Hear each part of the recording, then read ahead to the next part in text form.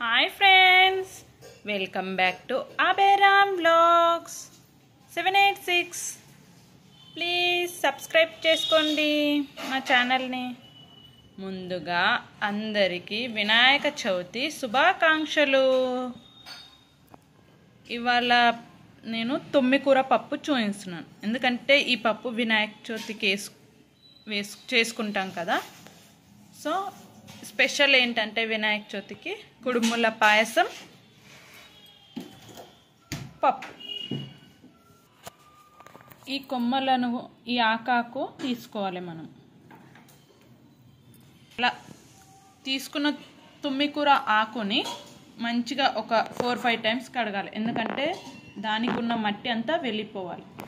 Next చింతకాయ, ఈ చింతకాయని కూడా కడిగి పెట్టుకోవాలి. ఇది కూడా పేస్ట్లా చేసి వేసుకోవాలి.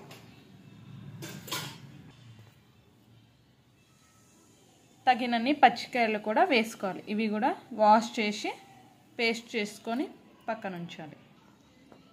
ఒక 2 గ్లాసుల కందిపప్పు కూడా కుక్కర్లోకి అయితే వేసుకోవాలి. పప్పు అయితే ఇలా వేసేసుకున్నాను. ఒక 4 విజిల్స్ పెట్టాను. ఈ పప్పులోకి కాస్త పసుపు, అల్లం వెల్లుల్లి పేస్ట్, ఆయిల్, కాస్త చింతపండు, కారం వేసుకున్నాను. అంతే, పప్పు అయితే రెడీ. తుమ్మికూర పప్పు వినాయక చవితి స్పెషల్. ఇందులోకి ఇప్పుడు పోసుకు వేసుకొని దింపేస్తే అంతే ready. Thanks for watching. Bye.